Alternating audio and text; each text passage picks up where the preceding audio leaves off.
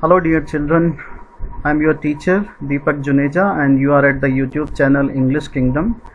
आज हम स्टार्ट करने वाले हैं poem a thing of beauty. That poem is composed bye John Keats, जिसे जॉन कीट्स ने लिखा है. थिंग ऑफ ब्यूटी का मतलब वही है जो आप समझ रहे हैं. A beautiful thing, it refers to beautiful thing के लिए रेफ़र करता है. So let's begin the poem. First let's read about the poet first, John Keats. He was born in 1795 and died in 1821. As you can see that at the age of 26 only he died, and he died because of TB at that time. So he died at very young age, and he was a very talented poet. He was a British romantic poet.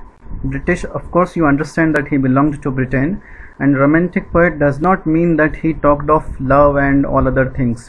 Romantic poet means romanticism is a kind of age. English literature is divided into many kinds of eras or ages, and romanticism is one of those ages.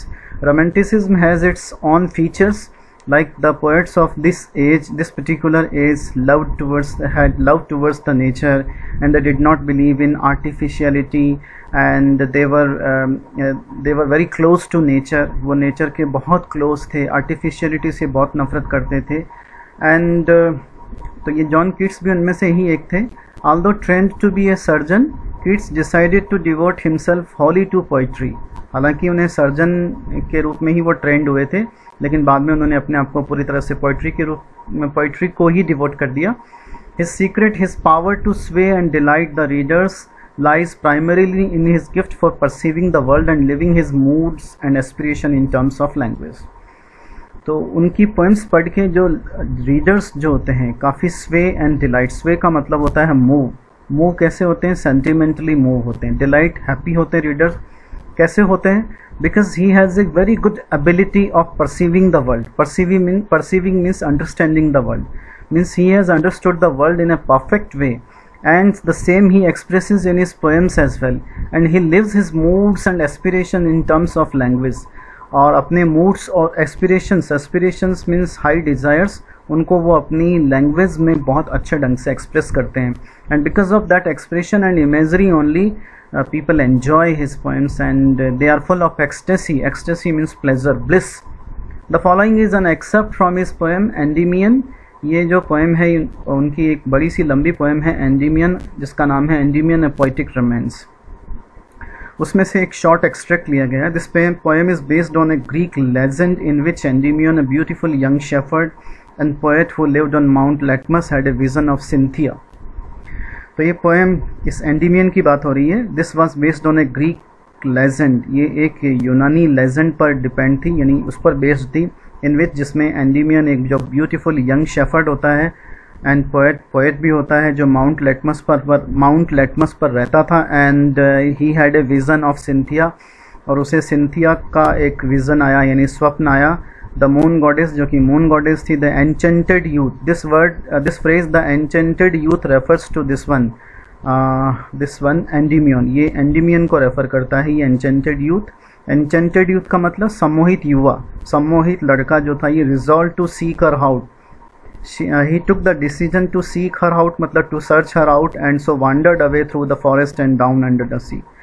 So actually वो इधर उधर भटका Cynthia की खोज में. Cynthia जिसका एक beautiful लड़की या मून गॉडेस जिसका सपना उसने देखा था. तो what is beauty for us? We all common people, beauty is all about the object of sight, object of seeing. हमारे लिए जो ब्यूटी है वो केवल क्या है? देखने का एक ज़रिया है. यानी हमें वही ब्यूटीफुल लगता है जो हमें दिखता है, जैसे beautiful landscape, beautiful girl, beautiful scene. तो ये ही हमारे लिए एक मतलब ब्यूटी हमारे लिए केवल देखने का एक ऑब्जेक्ट है. But it is not with Keats. लेकिन कीट्स के साथ में ऐसा नहीं है. Keats uses all his senses to जज अ थिंग ब्यूटीफुल. कीट्स किसी भी चीज़ को ब्यूटीफुल कहने के लिए अपनी सारी सेंसेस का यूज़ करते हैं. तो let's begin the poem. A thing of beauty is a joy forever. A thing of beautiful मतलब means a beautiful thing is always a matter of joy. Its loveliness increases. How does its loveliness increases? The more we see beautiful things the more it gives us pleasure and enjoyment. जितना हम beautiful things को देखते हैं उतना ही हमें pleasure और enjoyment मिलता है. It will never pass into nothingness. We can't say that we have seen a beautiful thing and it has given no result, it has given no pleasure. हम ये ऐसा नहीं कह सकते कि हमने किसी सुंदर चीज़ को देखा है और उसने हमें किसी तरह का प्लेजर या एन्जॉयमेंट नहीं दिया है. Then the poet gives the example of beautiful things. Suppose the example of a bower quiet forest. Bower refers to branch, एक पेड़ की शाखा जो बिल्कुल क्वाइट है. क्वाइट मीन्स जो हमारे लिए हमें नुकसान नहीं पहुंचा रही है, जो स्टॉर्मी नहीं हो रही है, एंग्री नहीं हो रही है, वो भी ब्यूटीफुल है because it is not harming us. A slip full of sweet dreams, नींद जिसमें अच्छे अच्छे सपने आपको आ रहे हैं, that also is beautiful. And health, good health, that also is beautiful. Quite breathing, your breathing is very normal, your breathing is okay. So Keats was living particularly at that age where pneumonia and this TB was very fatal, and he himself also died of TB. उस समय ये TB और pneumonia बहुत fatal थे. और आजकल देखो इसी का नया रूप आ गया है कोरोना. उस कोरोना में भी जो है ब्रीदिंग प्रॉपर नहीं रहती, सांस लेने में बहुत प्रॉब्लम होती है. तो if your breaths are okay, if your breathing is okay, then it means to say it is beautiful. Therefore on every morrow, तो यहाँ पर ब्यूटीफुल चीज़ों के एग्जाम्पल खत्म हो जाते हैं. Then he adds further line on that. Every morrow means every tomorrow. Are we reading a flowery band? Flowery band here refers to friendship band to bind us to the earth. Reading का मतलब making. So every tomorrow we are making a friendship band to bind us to the earth. यानी हर अगले दिन हम धरती पर और अधिक से अधिक जीने की इच्छा रखते हैं. Why? Because of these beautiful things. The flowery band means friendship band. To bind us to the earth means कि हम धरती के साथ में अपने इस फ्रेंडशिप बैंड को और मजबूत बनाना चाहते हैं. We want to strengthen this friendship band with the earth only because of beautiful things. And which are beautiful things for Keats? A bower quiet, a quiet bower, a sleep full of sweet dreams, good health, quiet breathing. These all are beautiful things, and these things only inspire us or make us love with our earth. We want to have a desire to live more and more on this earth. Spite of despondence, spite of का मतलब के बावजूद, despondence कहते हैं disappointment. इस धरती पर disappointment भी है. He is giving the example of further what things are disappointing for us. कि कौन कौन सी चीज़ें हमारे लिए disappointing है.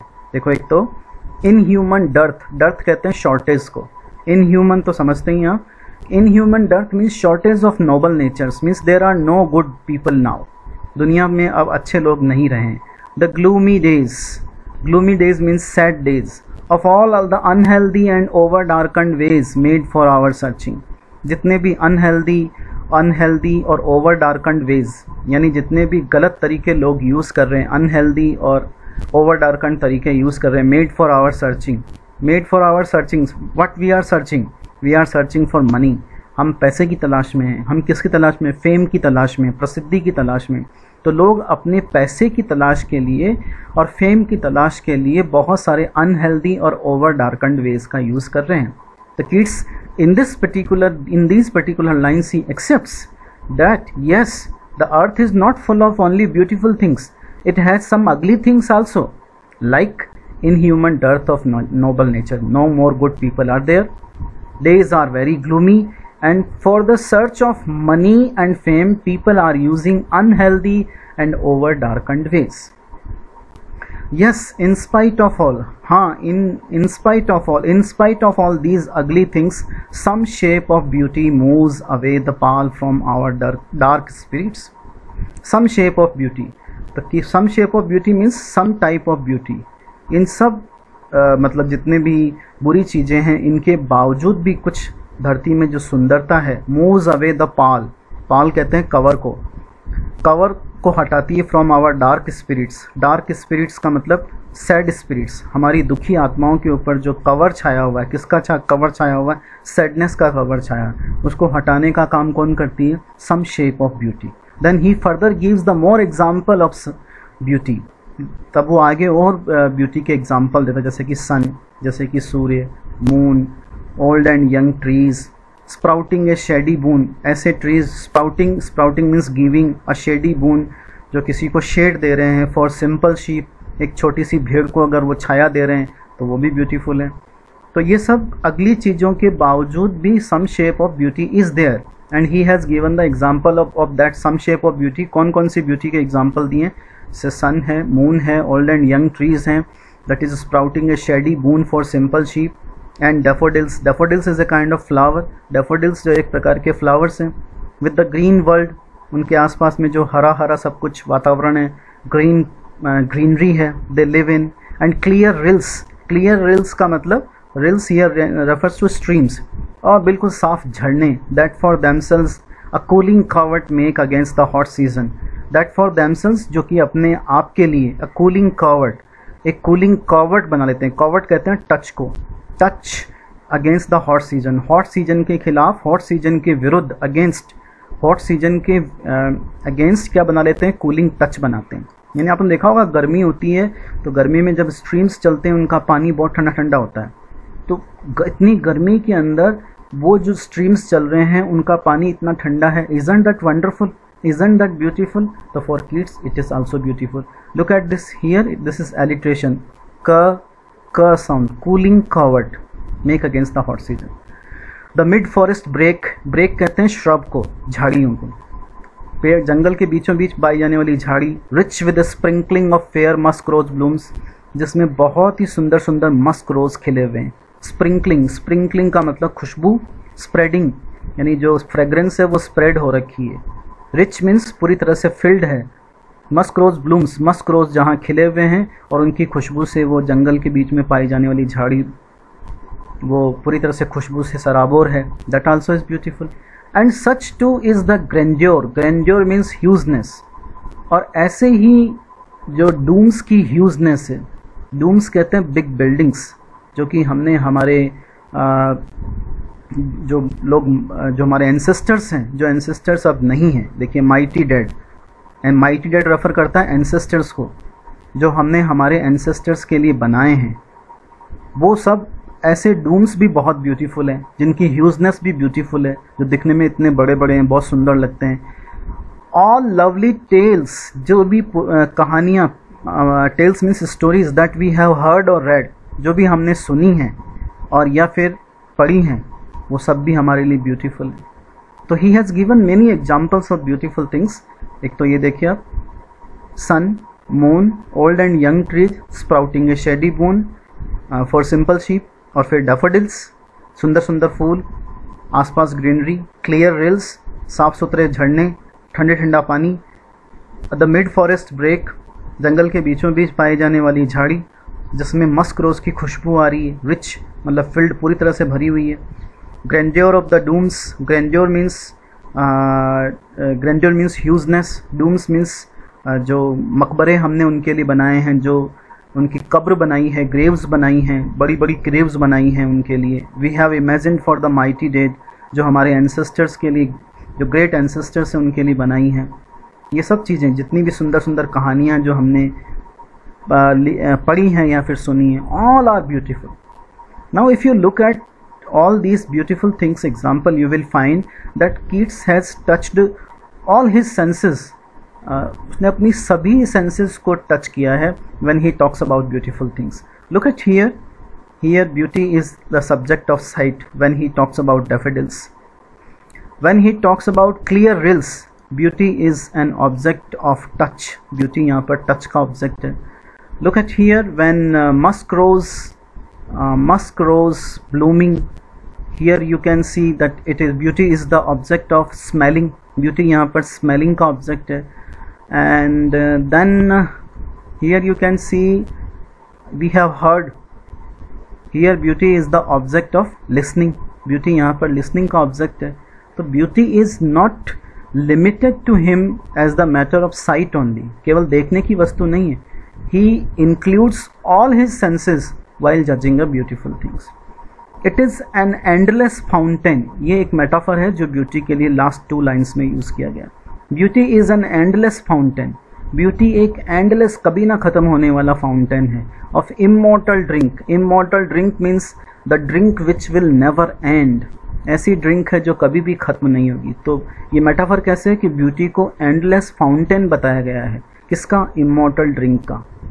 Powering on to us, pouring on to us का मतलब हमारे ऊपर उंडेली जा रही है, हमारे ऊपर ड्रॉप की जा रही है। कौन ड्रॉप कर रहा है? ऑब्वियसली गॉड ड्रॉप कर रहा है। From the heaven's brink, from the heaven's brink, brink कहते हैं कोस्ट को, किनारे को, हेवन कहते हैं स्काई, स्काई के किनारे से हमारे ऊपर ड्रॉप की जा रही है।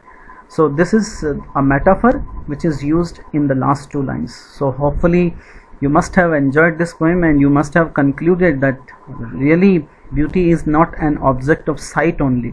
We are actually surrounded by beautiful things. So thank you very much for watching. If you have any doubts, please drop your comments in the comment box. I definitely will answer for those. Thank you.